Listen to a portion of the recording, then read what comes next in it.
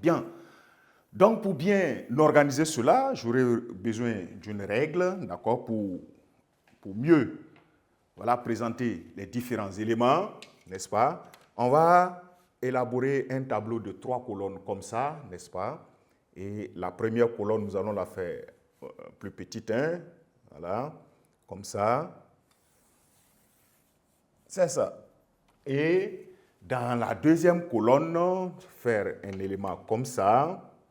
Voilà, présenter une colonne pareille, plus grande que les deux autres, comme ça.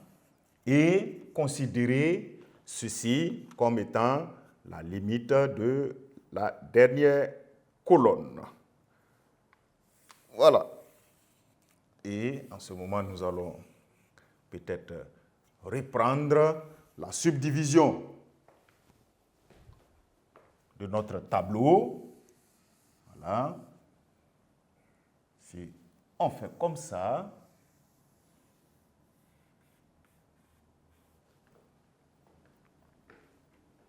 on va considérer maintenant le tableau comme étant subdivisé ainsi. Voilà, à partir de là, c'est bon.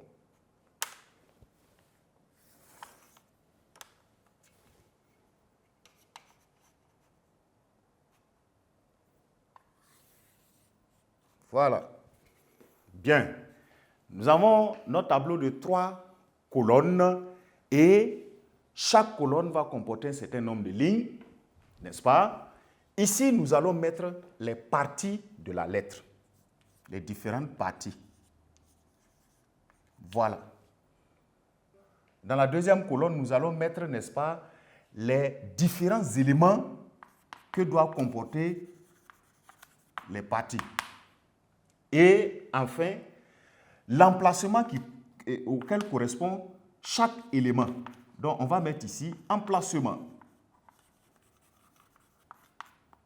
Disons les emplacements. Et là, nous avons notre tableau.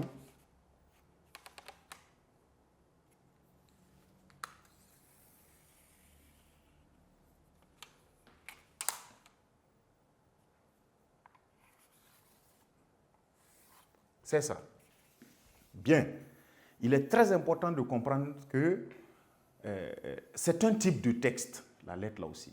Donc, naturellement, elle obéit à l'organisation générale de tous les types de textes. Ne faites plus de rédaction sans qu'il y ait de façon visible l'organisation de 3 parties, l'introduction, le développement et la conclusion. Voilà. Ce sont des aspects de forme qui sont tout à fait, n'est-ce pas, importants dans l'organisation ou la rédaction de tout texte. Et la première partie, naturellement, est une partie d'introduction ou une partie introductive. L'amorce du type de texte à produire. Quand on est dans la lettre officielle, le nom qui correspond à la lettre officielle, en cela, on appelle ça l'entête. Donc, on va mettre ici, dans l'entête, ce qu'il faut pour une lettre officielle. Voilà, en-tête. C'est ça qui correspond à la partie introductive. Et dans l'en-tête, vous avez d'abord le nom, virgule, prénom. Voilà, en fonction du nombre de prénoms qu'on a, on écrit tout sans abréviation. Ce n'est pas intéressant d'abréger comme ça dans une lettre officielle. Et l'adresse complète et adresse, n'est-ce pas, de l'émetteur. C'est-à-dire celui qui écrit la lettre. Et ça se place où? Sur la feuille de demande là, ça se place à l'extrême, n'est-ce pas, à l'extrême gauche. Quand la feuille est devant vous, vous allez écrire à gauche votre nom, prénom, mettre tous vos numéros de téléphone, votre adresse postale s'il y en a, etc. C'est ce qu'on appelle l'adresse complète de l'émetteur. Et dans partie emplacement, on va mettre ici sommet gauche. C'est-à-dire en haut et à gauche de la feuille, si on suppose que cet espace-là reste une feuille, ici, c'est le sommet gauche, le nom, prénom, etc. de l'émetteur vont être fixés là. Par la suite, on aura là comme ça c'est fini. Pour mieux espacer, je vais subdiviser comme ça, n'est-ce pas? La première étape de l'entête. Voilà. Lorsqu'on a écrit cela maintenant, on vient avec, en deuxième partie dans l'entête, nom et, n'est-ce pas, devise, sinon la devise du pays. Là où la lettre est en train d'être rédigée. Si vous êtes au Burkina Faso, que vous rédigez la lettre, vous allez mettre à l'extrême, d'accord, je viens avec l'emplacement pour le moment, mais vous allez faire figurer le Burkina Faso, sa devise, correctement écrite, n'est-ce pas, et complète du pays, et positionner ça maintenant au sommet droit. Ça se positionne au sommet droit. Encore une fois de plus, si cet espace était réservé ou était notre feuille, vous allez voir, le sommet droit va être ici.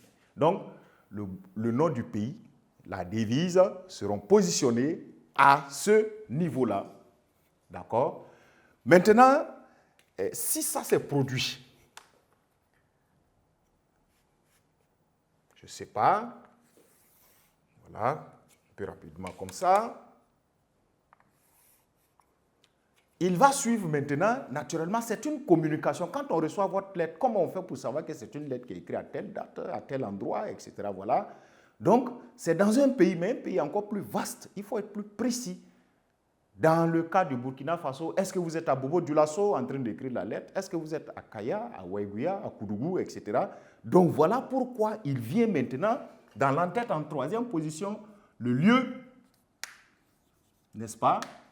La date de rédaction de la lettre. Voilà, le lieu, date de rédaction de la lettre que vous mettez sous le pays et sa devise.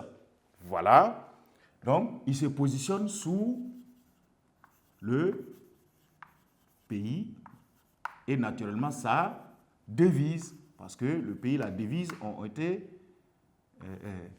positionnés au sommet droit. Immédiatement après, on va écrire sous le pays et la devise là où a été écrit la lettre, où la lettre a été écrite, pardon, aussi la date à laquelle elle a été écrite. Si ça c'est mis maintenant, on vient avec le titre, n'est-ce pas, et l'adresse complète du récepteur. Donc, on va mettre titre, adresse complète du récepteur. En attendant, je subdivise aussi là pour démarquer la troisième étape de notre lettre. Voilà.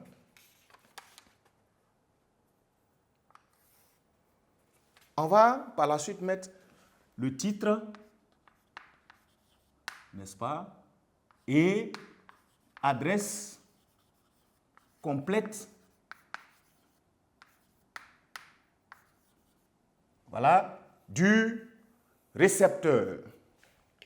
Du récepteur.